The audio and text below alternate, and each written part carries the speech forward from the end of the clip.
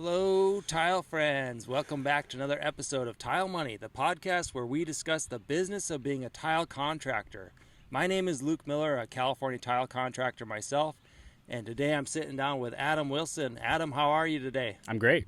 Doing good? Yep. Good. Now, Tile Money is brought to you by the National Tile Contractors Association, and my sponsor is Laticrete International. I'm excited to be sitting down with Adam, owner of Icon Tile out of Sacramento area. Adam, tell us a little bit about yourself. What are your hobbies? Well, currently it's summertime, so I like to be outdoors as much as I can, or I'm inside. I'm playing video games because it's too hot. Because here in Sacramento, it gets to be about 100 and 110 sometimes. So I'll be inside watching movies or playing video games or whatever. But I also have my own house, so there's constant work there, and it's an older house, so I'm always working on something.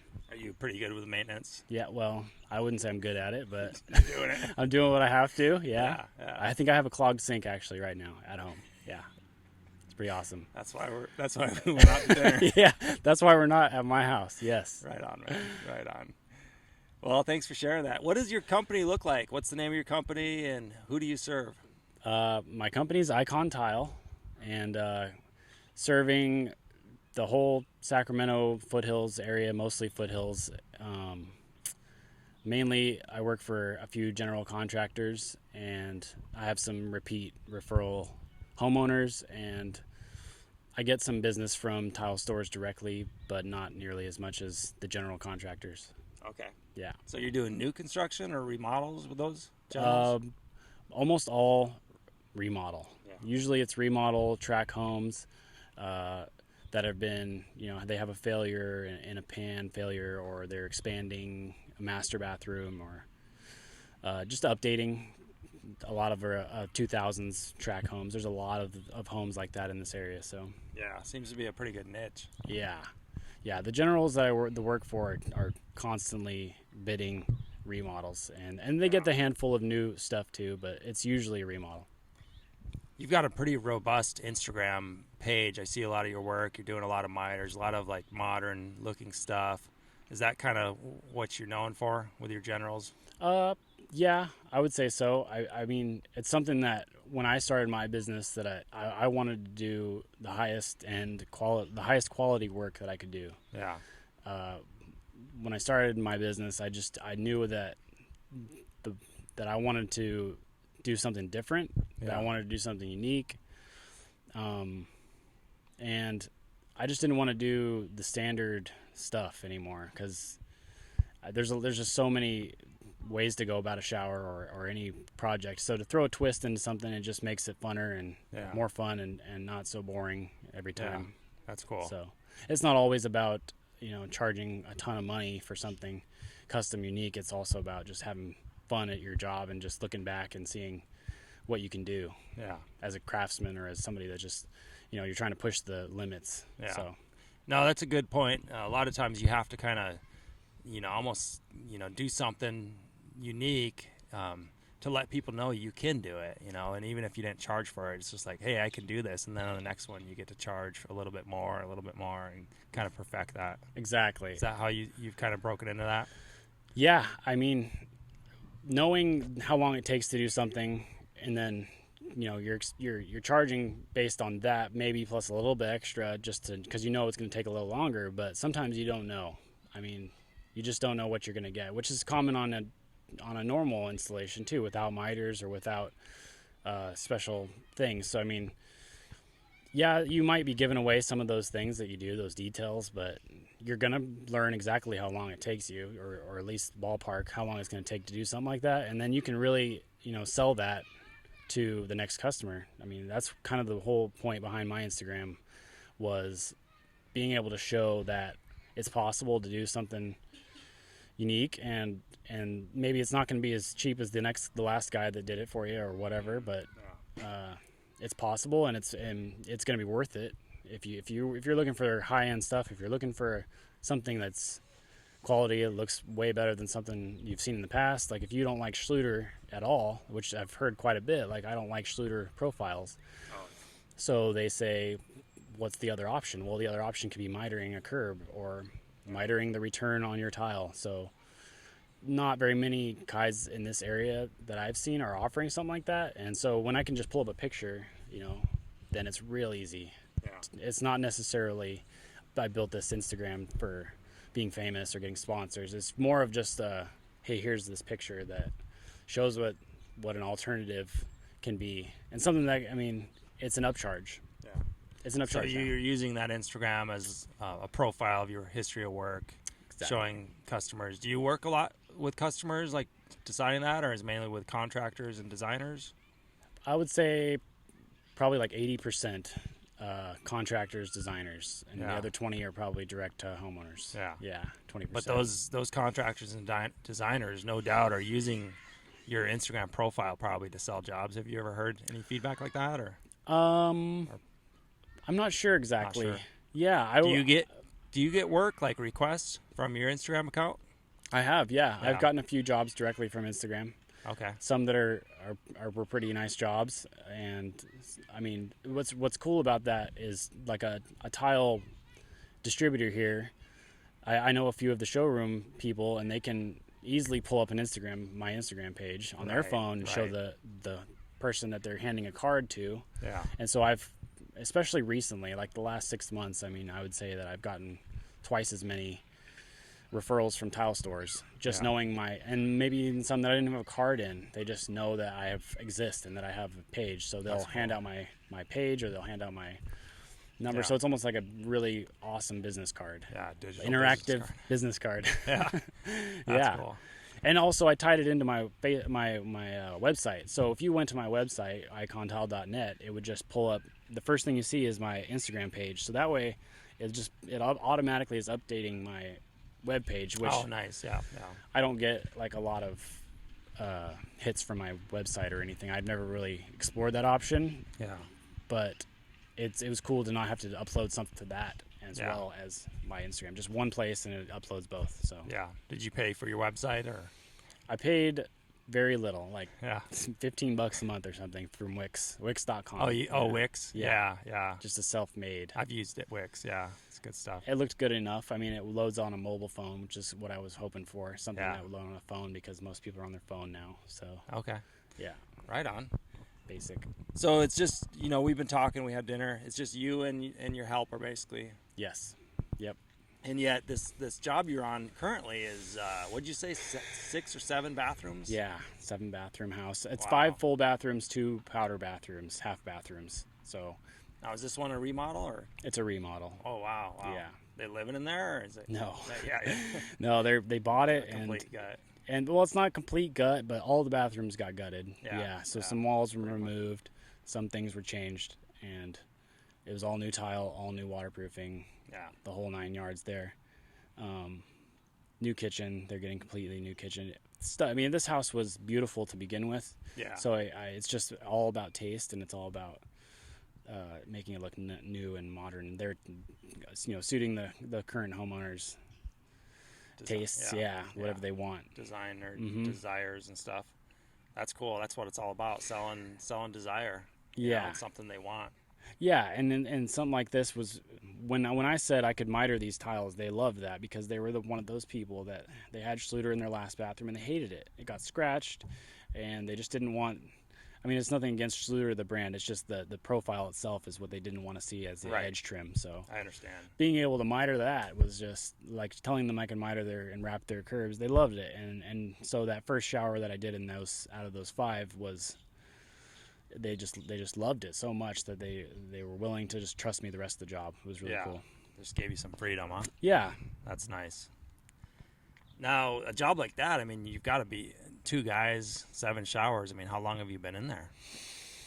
I think we're at. I've completed 4 bathrooms so far, and we've probably been in there a total of 5.5 weeks ish, maybe. Okay. Yeah, I think it was about a week per bathroom. Plus, we prepped all of them at first.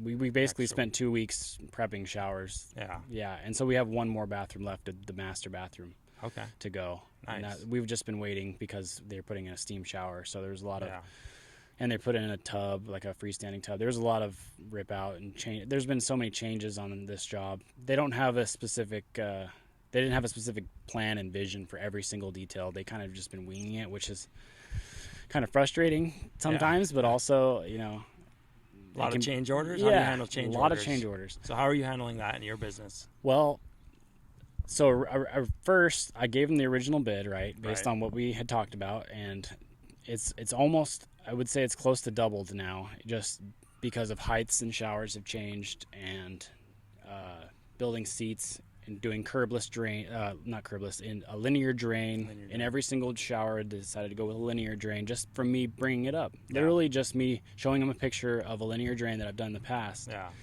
They decided that they wanted to do that. So that's a humongous change order. Yeah. I mean, every drain was over $500 or $600. Yeah. You know, there was a lot of changes there.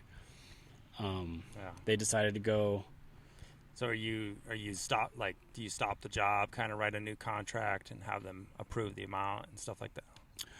I suppose I would normally, but in this case I didn't.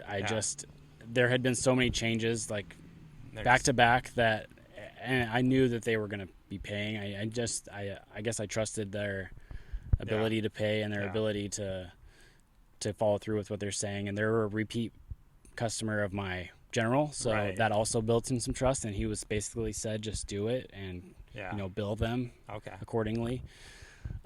Sometimes they would ask, like, what's the cost for this, what's the cost for that, and other times it was, we need to have that, we want that. So, and if that's the case, it's I can give them ballpark estimates, you know, and that's usually good enough to satisfy it. In this case, sometimes I've had in the past with a general where they wanted specific change orders, so added amounts to each, like, line item, let's say, and that's doable for sure. I can do that in a software or whatever.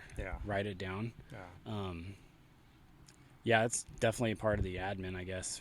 It's tough to track that stuff. I try to track it in my phone, just like trying to keep track of what's going on. Anything that I've seen that's changed different from what I originally bidded, I am making like a note in my phone, basically. In your app. Coming back What's to that. The app you use? Well, the estimating app I'm using now is Construction Cost Estimator, I think it's called, for Mac. It's just a really basic one. I've used Joyce in the past too. That's a good one. But I don't have like a specific job tag change order style where you draw up something really fast and hand it over, like I've seen in commercial projects. So basically I'm just tracking, like, through my week I added a seat to the shower, or we added a foot, we went to the ceiling instead of just stopping a foot short, stuff like that. It's usually minor, it's usually nothing crazy, maybe a bigger niche or something that we didn't expect. It's usually not crazy, but it adds up. So that's all stuff that I'm tracking. I'm trying to track during the day or at the end of the week. I'm tracking it and I'm putting it in a folder, in a notes app or something on my phone, just something basic. And then I'll try to figure out exactly how much to charge based on the hours it took or whatever. What are you? So it sounds like a lot of this is built on trust, and you know, you're working with a general contractor for how many years have you been working with this general? That relationship. Well, I've known him. I was working with him with my old boss, so that was like 4.5 years ago, 5 years ago, probably. And so I've been working with him directly with my own business for 2.5 years. There's kind of an interesting story you were saying about how that all worked out when you went on your own, and your old boss was kind of like. Well, I was approached. So when I left my old boss, I was approached by one of his general contractors that I had done a lot of work for, but working for my boss. And he had heard that I was going on my own, so he wanted to use me instead of my old boss at the time. And I didn't go behind my boss's back or anything. I let him know as soon as he told me that he wanted to use me. And I don't know exactly how he felt. I'm sure he felt like a little sad or whatever, but he also didn't really get along with this general as much as me and the general did. So we had built a better relationship than my old boss and him did. And I think he also liked that I really put a lot of effort into the quality of the work that I was doing. Whereas my old boss, you know, he did really great work, yes, but just not the same as what I was trying to do every single time. The detail, The detail that was slightly different. So, cool. we've just been working together for a couple of years now, and the projects have just gotten bigger, and the projects have. I mean, we're just really, really busy all of a sudden. Just this year has been the busiest year that I've had with this specific contractor. Last year he was probably half of what I did in work, and this year he's probably like 75% of it. Wow. Has been mainly because of this big giant job we're on, but I mean, still, he's a good guy to me, and I've never had any issues. I like the way that he's bid jobs. Yeah. This one in particular is a lot different with the really flexible spending. Yeah, But get that on every job. usually it's not like that. No, usually, but we still get some really cool showers, some really fun projects. So that's what I'm here trying to do, is just fun, unique projects. Yeah, a lot of us, including myself, have kind of struck out with general contractors and builders, and it seems like you've kind of found your niche, working for general contractors. How do you keep that up? How do you provide value to your contractors? All right, friends, I want to jump in here real quick with some industry news. I know you're enjoying this interview with Adam. What a great guy he is. I really enjoyed getting to know him. And we'll get right back to the interview after this short industry news, which is sponsored by the NTCA, National Tile Contractors Association. So they have this announcement. Their members have been expressing interest in the association offering benefits, health benefits, such as a 401k, as well as dental, vision, and health insurance. So effective immediately, the NTCA is very pleased to offer and let you know that they now have a comprehensive, high-quality benefits program that is for members that are in good standing. So this is going to be a great tool for recruiting new talent, top talent to your company. Can you imagine, that you can offer insurance to employees, and how much more attractive is that going to be for them jumping on board with you? Or maybe they have choices. We all know there's more business owners, tile contractors, than employees, so they have a lot of choices, and so the more you can offer them, the better. So you can elect medical, dental, vision, life, and disability benefits, as well as supplemental benefits and lifestyle products. So there are no eligibility restrictions or minimum participation. So this is a really cool thing here. Go to www.tile-assn.com for more information on the NTCA sponsored health, life, dental programs, and more. Now, there's also a webinar coming up September 11th, 2019. So jump on this webinar. You do not have to register for it. Just go to the clickable link. There'll be a link in the show notes here. If you're having trouble finding this, just let me know. But join the webinar just from your computer or even your phone. So there's going to be a link in the show notes, and I encourage you all to check it out. This might be something that this will definitely be something to help grow your business if you're looking for employees. So, all right, now back to the interview with Adam. Enjoy the rest of this great interview. Well, I would say the number one thing that he requires is he wants to see you bid his work. So if you get an email for a job, outlining a job to be bid, he just doesn't want it sitting for weeks or even a month. He wants it in a timely fashion. He doesn't expect it the next day, but he'd like it as soon as possible. That would probably be the number one thing. And then sticking to a schedule, having a communication is huge. And so many contractors, not just tile, have that issue where they say they'll be there and then they aren't there. So we have a very good understanding. We keep in contact. He's letting me know when he needs his work done, and I'm telling him I can't be there or I can be there. That's just huge, and that's just a really respectful thing that I've always tried to do with everyone. But it's really seemed to work well with the contractors that I've worked for, is just having that communication.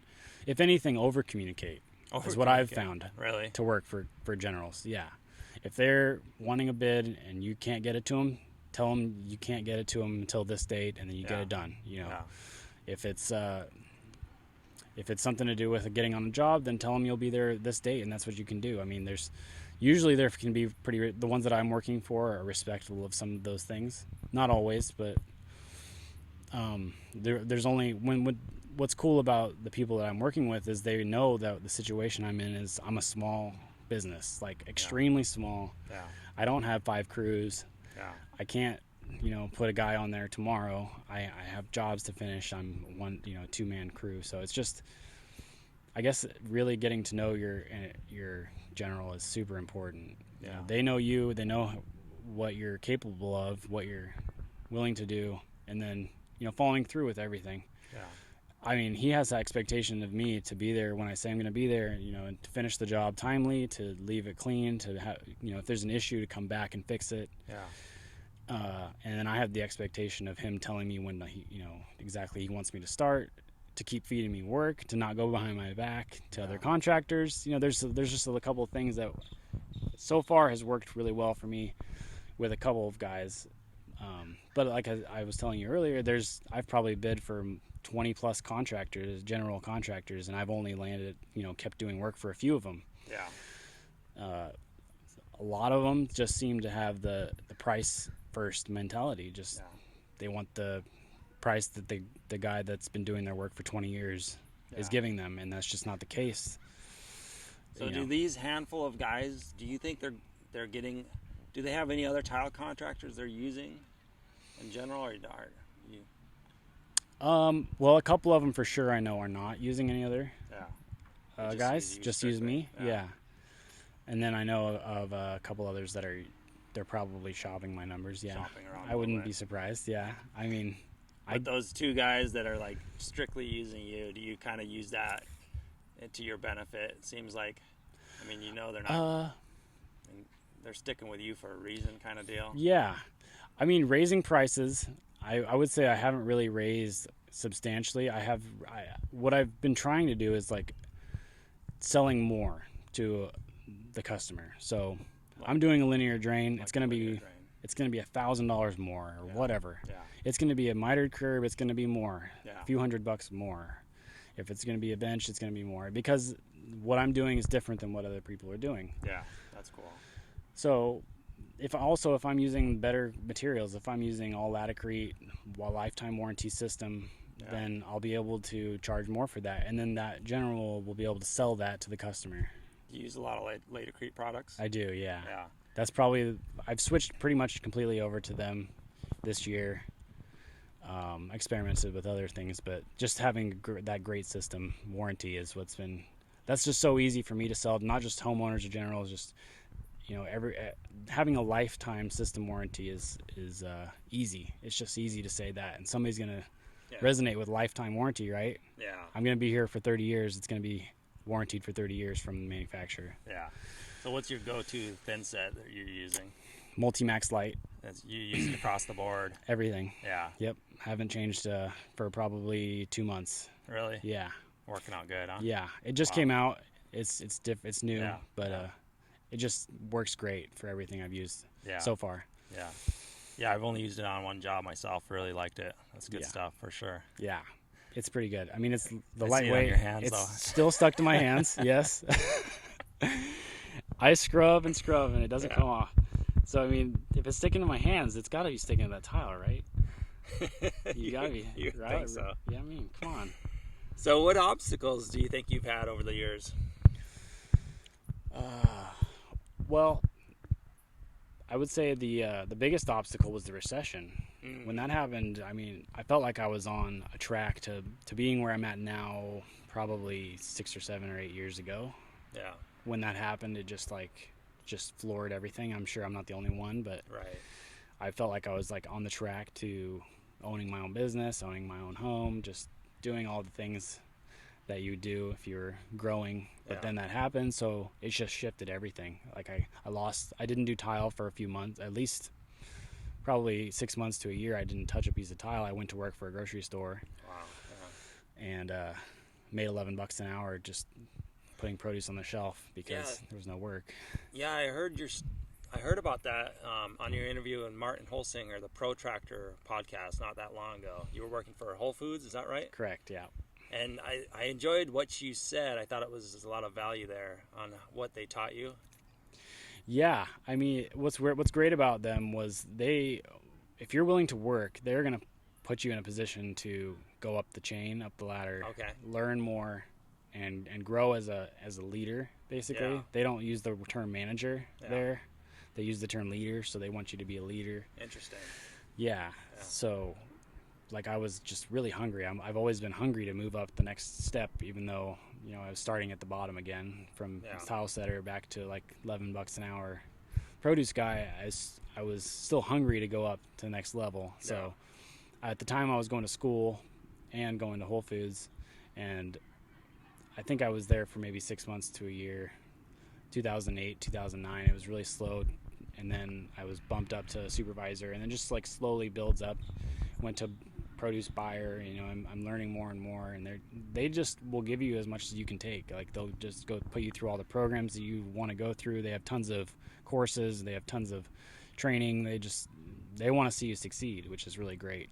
Yeah. So how did that leader training kind of convey over to today? Has it helped you out growing your business? Yeah, I would say extremely so, because what was different about them is they have patience, which in construction it's very rarely that you get like a lot of patience and a lot of slack, right? Yeah. It's like you get expected to get it done and make it look great, and you just started yesterday. But in here they really just like groomed you, it seemed like. What was great is they would let you do what you wanted and let you fail, and then tell you what you did wrong, and then you would move on to learning what you did wrong, and then going forward and learning the right way to do it.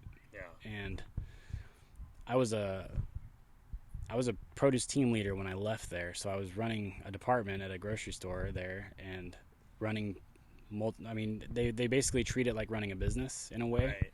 You're not using your own money, but you're managing everything that's bought, all your labor you're managing profits and margins, and you're learning all of these numbers, like basically full-on accounting courses you're learning there, which is huge for what I'm doing now. I'd say so.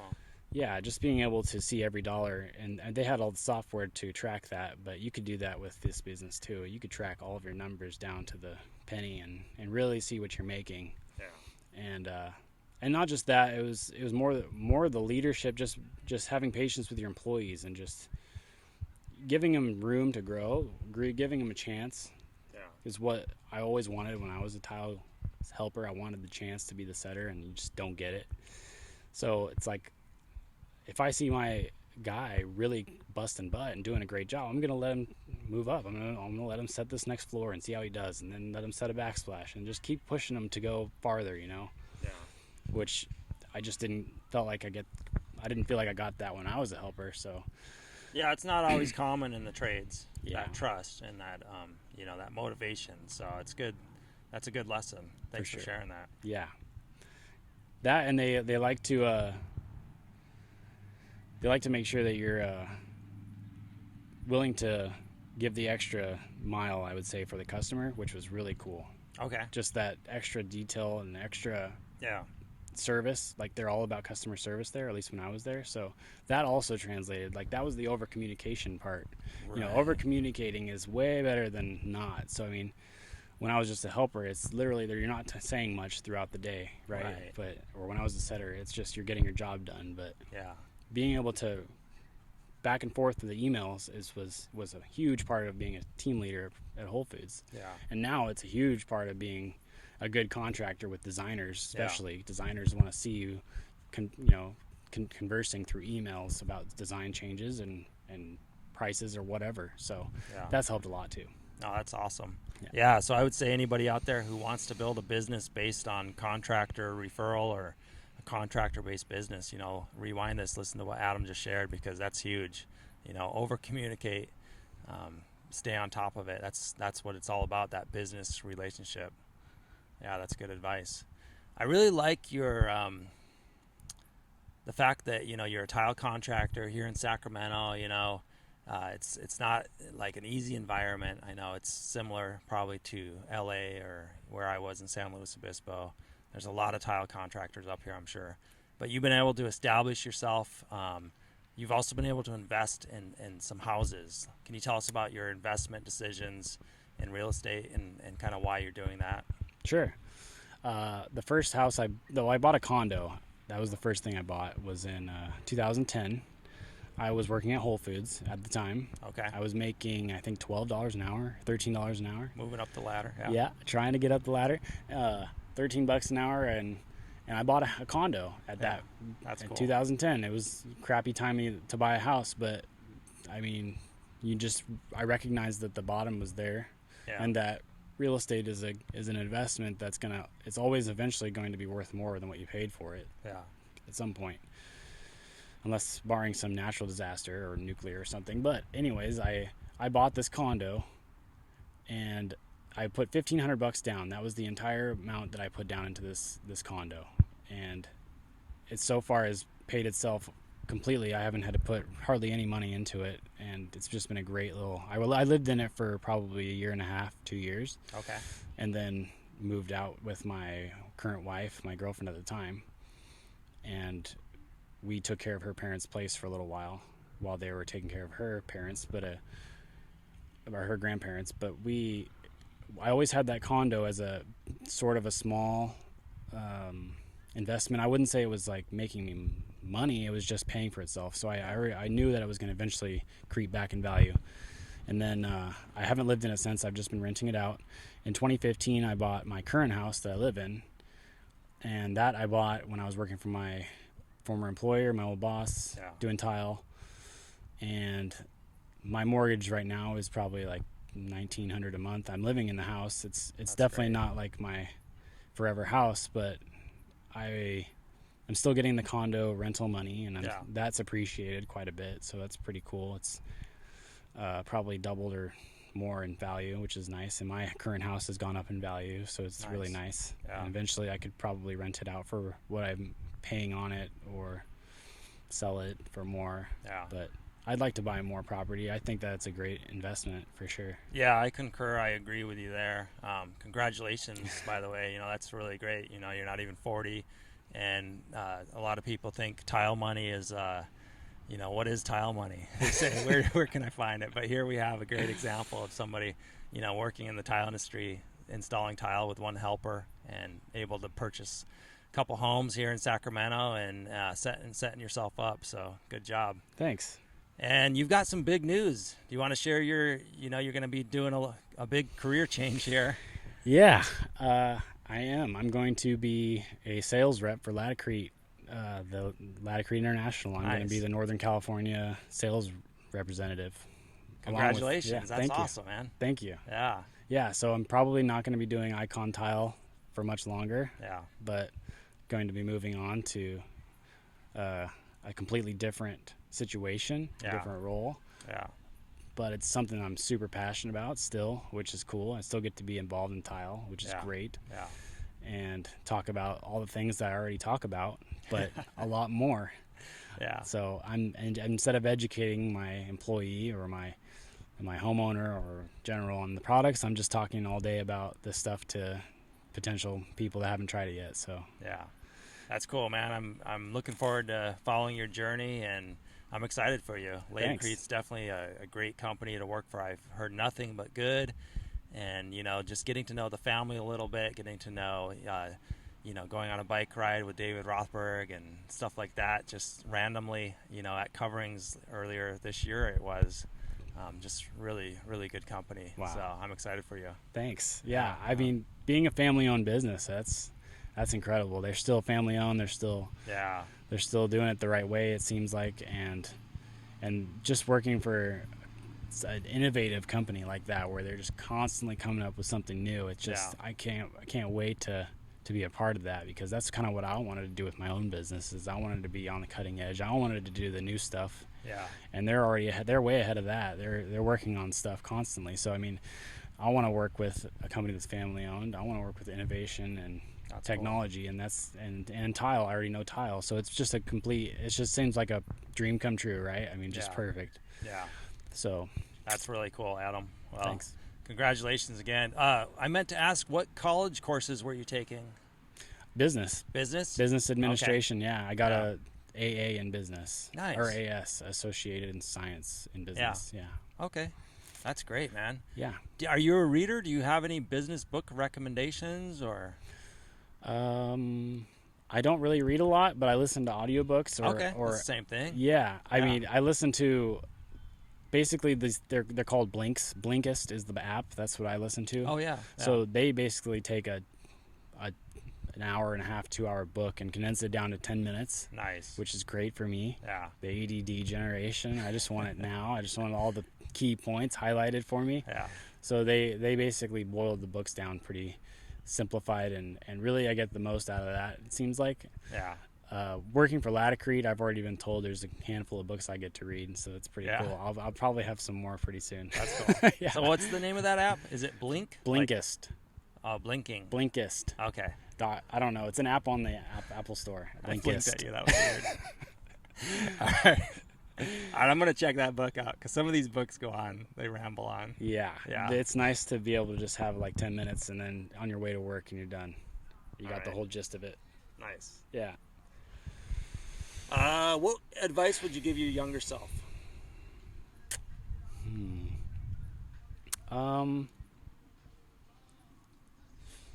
Be patient. Be patient. That's a good one. I should say just be a little bit more patient. Yeah. Be a little bit more patient because I've always wanted everything yesterday. Yeah. I thought I would be farther along in life, and you end up getting just way overstressed thinking about that stuff when there's pretty much everything is out of your hands, right? With the recession, with the economy, so that would be the advice for me. Yeah. Well, that's great advice. I really appreciate that. I'll just correct you though. One thing you said, it's out of your hands. I mean, there are these large, things that are out of our hands, but looking at what you did, man, you during the recession, you didn't just sit on your couch. You went to work for a great company. You went to college on the side for business. And then when the time was right, you came back stronger and better. You bought a house in 2010. You started your business up as soon as you could, and look at where you're at today. So congratulations, man. That's awesome. Thanks. Yeah, great example. Now I feel really good. Good. Well, you should, man. You should. All right, tile friends. We've got another tile money tip with Ron Nash, and we're continuing our negotiation tips. Ron's just gotten back from Harvard. He's had a refresher course there, and we're going to be talking about controlling your emotions when it comes to high-ticket negotiations, high-stress negotiations. Ron, how are you doing? I'm doing really well. Good. So I love this, Luke. I love the fact that I can go get some training and then I immediately can turn around and share some of it, because the best way to learn is to take the new information and figure out a way to have a conversation about it and teach other people. So this is actually, selfishly, it's going to be very good for me. I'm surrounded by notes right now.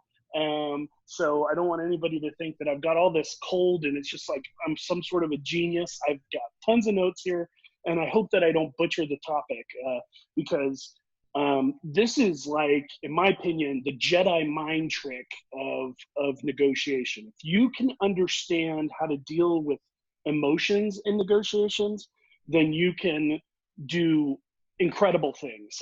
You first of all, your deals that you do make, when you do get the yes, people are going to be happier about it. You're going to have a better deal at the end, because you're actually aligning emotions with what you're putting together. And also your repeat business should go way up, which is really important. A lot of people think that there's zero sum in negotiation, that in order to win, someone else has to lose, and that's completely false. Really, what you're doing is you're coming to agreement. And that's an important thing, that when you start hearing people give you a flinch or some other things, can you do better than that? Can you lower your price and all those things? A lot of times we have an emotional reaction. Right. And that emotional reaction, I think, is really interesting to analyze. And we're going to do this talk a little bit backwards. So let's say, for conversation's sake, and I'm just making this up off the top of my head, let's say, Luke, you give a general contractor a price for a job, and he says, your prices are crazy. Your prices are way out of whack. Right. So emotionally, what happens? What happens inside? What normally, how do you feel? Well, I don't like it. I start to take offense. I think maybe he's trying to lowball me, and I take it personally.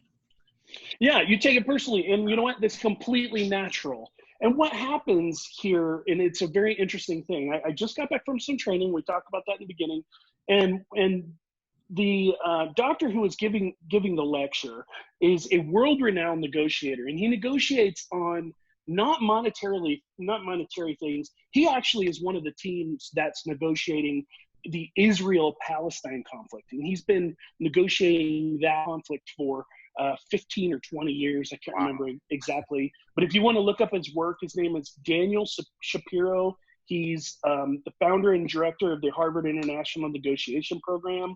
He is a doctor on staff at Harvard that teaches conflict management, teaches these things. But he boiled things down very, very clearly in that particular situation, that every human being that negotiates with another has 5 core concerns. And those core concerns, if you wind up violating any of those 5 core concerns, you can come into serious conflict and never reach an agreement.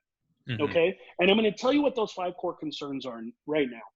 It's a framework for thinking. Okay? So the 5 core concerns are: number 1, appreciation; number 2, autonomy; number 3, affiliation; number 4, status; Okay. and number 5, role. Okay, so appreciation, autonomy, affiliation, status, and role. Now I'm going to break down what we just talked about. All right, tile friends. I know you enjoyed that tile money tip with Ron Nash. It's kind of a teaser tip, and you're getting a little bit of insight into the next 5 tips to come. So look forward to those in the next episodes to come.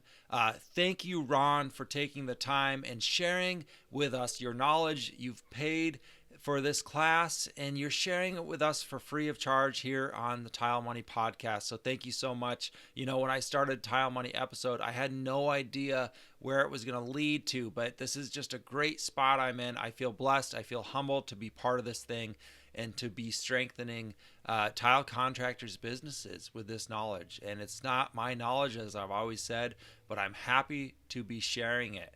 Now, listen, friends, for those of you who are going to be attending the Minneapolis Incubator, the negotiation incubator with Ron Nash and Laticrete sponsors this, of course. You know, what a blessing, what a unique opportunity. You've seized the day, you've seized this opportunity.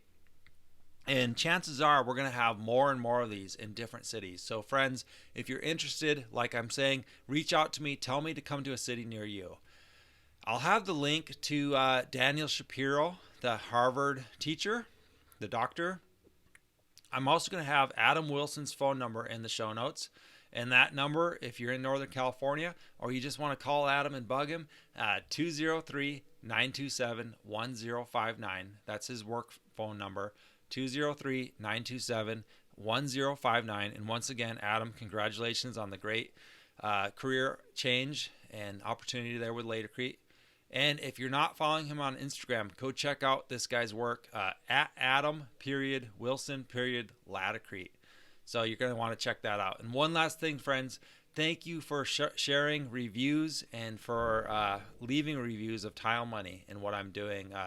This is a review from Sean Lord recently. He sent me this on Facebook, and I want to share it with you. He said, I absolutely love what you're doing for the tile industry, and especially for tile guys like myself who get caught up in the game of business, but know in the back of our minds that the work is what shows in the end. Thank you.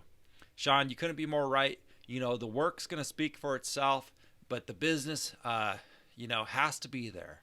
These business knowledge is so vital to establish yourself as a long-term company. So keep up the good work, friends. And for goodness sakes, stay profitable out there, friends. Like and subscribe to this podcast. Talk to you soon.